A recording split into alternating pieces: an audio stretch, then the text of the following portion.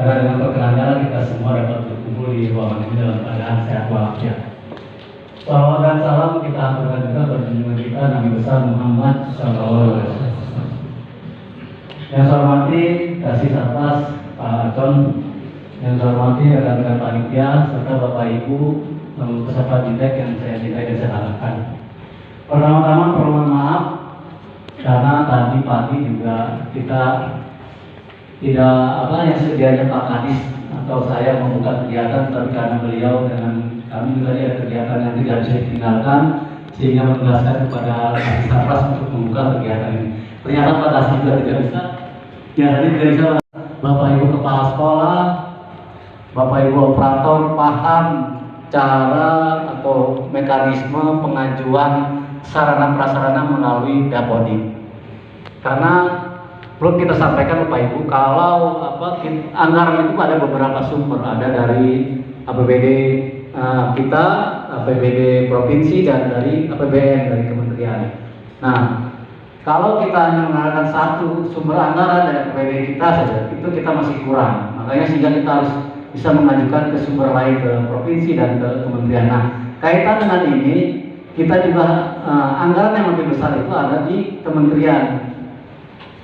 Melalui mekanismenya adalah melalui mekanisme pengajuan dari Dapodik, sarana prasarana dari Dapodik, sehingga kita 3 tahun ini kita gencar atau kita fokuskan pengajuan sarana prasarana melalui Dapodik. Nah, Bapak Ibu, di 2 tahun terakhir, tahun pertama kita adakan BIMTEK, ternyata hasilnya kita kurang memuaskan, masih tidak memenuhi target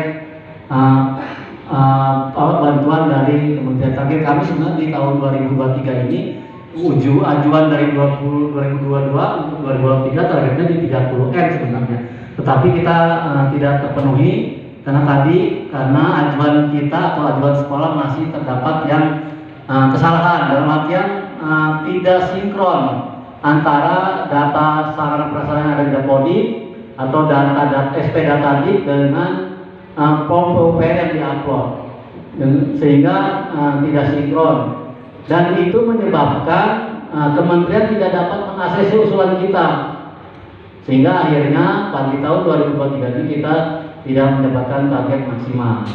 Tahun ini kita hanya setengah dari target yang kemarin. Tetapi kalau Bapak Ibu bandingkan dari dana bantuan yang kita terima di 2022 dengan 2023 ini kita lebih besar, naik 100%.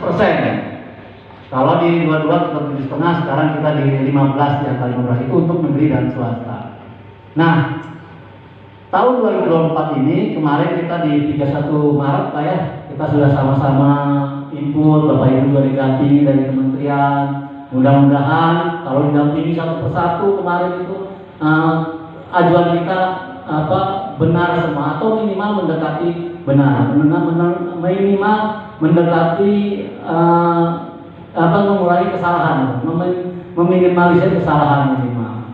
Nah, sehingga di 2024 ajuan sekolah kita baik negeri dan swasta bisa mendapatkan hasil yang maksimal.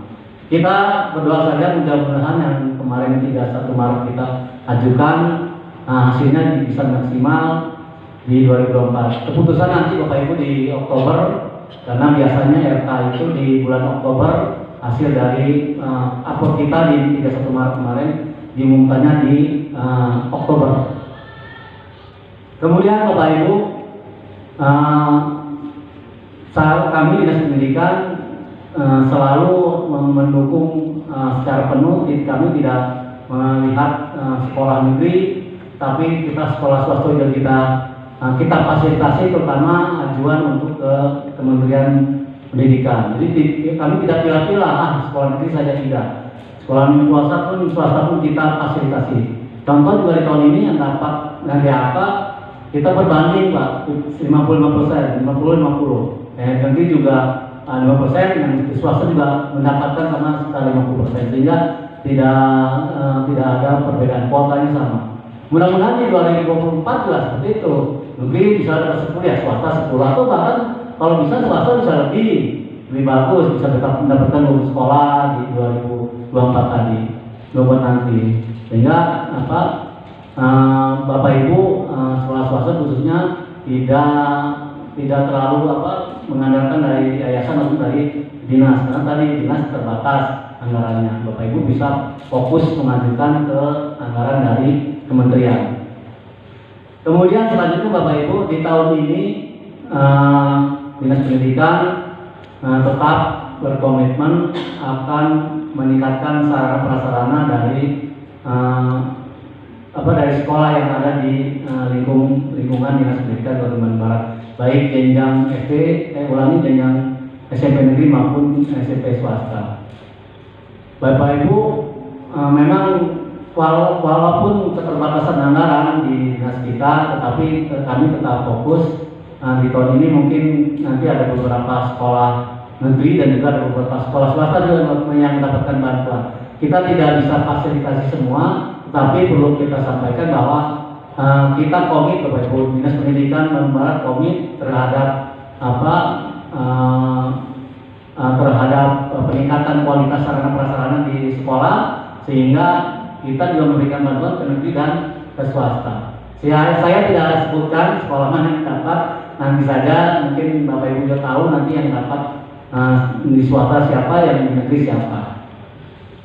Kemudian Bapak Ibu, terakhir saya ucapkan terima kasih Bapak Ibu sudah hadir di hari ini dari pagi sampai sore ini. Mudah-mudahan kegiatan yang hari ini dilaksanakan, kemudian materi yang diberikan oleh beberapa narasumber dapat dilaksanakan oleh Bapak Ibu, bisa dicermati oleh Bapak Ibu, sehingga Bapak Ibu bisa paham terkait pengajuan sarana prasarana Dapodik, kemudian pengelolaan aset. Tadi juga Pak Kabid aset juga sudah menyampaikan, walaupun memang secara teknis kalau untuk swasta tidak ada aset ya, karena tadi hibah, sifatnya hibah, tetapi minimal Bapak Ibu paham, kalau pengelolaan aset itu seperti ini kalau di negeri. Jadi Bapak Ibu minimal paham saja pengelolaannya. Kemudian dari PUPR tadi hadir. Dari PUPR juga tadi Bapak Ibu sudah disampaikan bagaimana tata cara penghitungan atau pengisian POM PUPR, bagaimana pengisian yang baik, yang sesuai dengan ketentuan, sehingga kalau POM PUPR baik betul, Bapak Ibu menguploadnya juga ke Dapodik, akan diterima oleh Kementerian Pendidikan. Saya rasa Bapak Ibu itu saja yang bisa saya sampaikan. Sekali lagi terima kasih atas kehadirannya. Mudah-mudahan semua ilmu yang dapat hari ini bermanfaat bagi kita dan juga menjadi kegiatan hari ini menjadikan ladang pahala bagi kita semua. Baik Bapak Ibu, dengan mengucap alhamdulillahirabbil alamin, kegiatan BIMTEK Sarana Prasarana Jenjang SMP tahun 2023 dengan ini resmi saya tutup.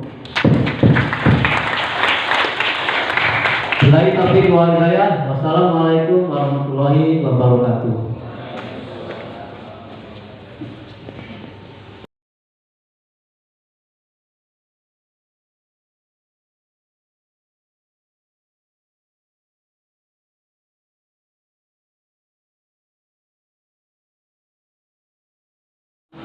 Ini kan namanya BIMTEK Sarana Prasarana, pesertanya kepala sekolah dan operator. Tujuan kami melaksanakan kegiatan BIMTEK ini yang pertama tentu saja agar pengadministrasian sarana prasarana di sekolah benar. Kemudian target kami sebenarnya di 2024 agar di BIMTEK ini kita berikan cara bagaimana sekolah bisa mengajukan sarana prasarana melalui Dapodik dengan benar.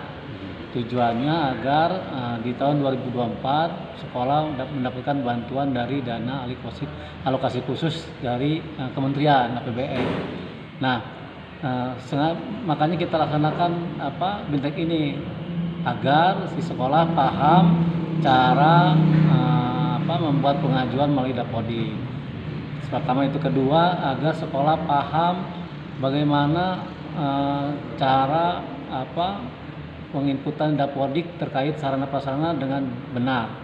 Kemudian sekolah di dalam mengajukan sarana prasarana melalui Dapodik tidak ada kesalahan, karena kalau ada satu pun sekecil apapun kesalahan usulan sekolah melalui Dapodik tidak akan bisa turun. Nah, harapannya setelah dilaksanakan pelatihan ini atau BIMTEK ini, tentu saja sekolah bisa paham dan mengerti bagaimana mengajukan bantuan melalui Dapodik dengan baik dan benar, dan tentu saja outputnya di 2024 sekolah dapat bantuan dari dana alokasi khusus yang diberikan oleh pemerintah pusat. Kita undang hampir seluruhnya, sekitar 180 sekolah yang kita undang. Negeri 67 dan sisanya 113 dari swasta. Kalau bicara itu kita kalau yang swasta kita bukan ranah kita ya Pak, kita tidak bisa jelaskan yang sarana yang di swasta. Tapi yang dari yang negeri, sekolah negeri, kita sebenarnya di 3 tahun belakang ini kita sudah memberikan bantuan terhadap sekolah negeri, baik rehab maupun sarana belajar lainnya. Kayaknya kalau 100% anggarannya sangat banyak, kita juga tidak bisa menghitung itu, karena tadi kan harus betul detail. Tapi intinya gini, kita ajukan anggaran untuk 2024 itu untuk jenjang SMP ini harapannya dari dana DAK saja sekitar 40 miliar untuk SMP ya. Jenjang SMP harapannya di tahun 2024 kita bisa mendapatkan dana alokasi khusus sebesar 40 miliar.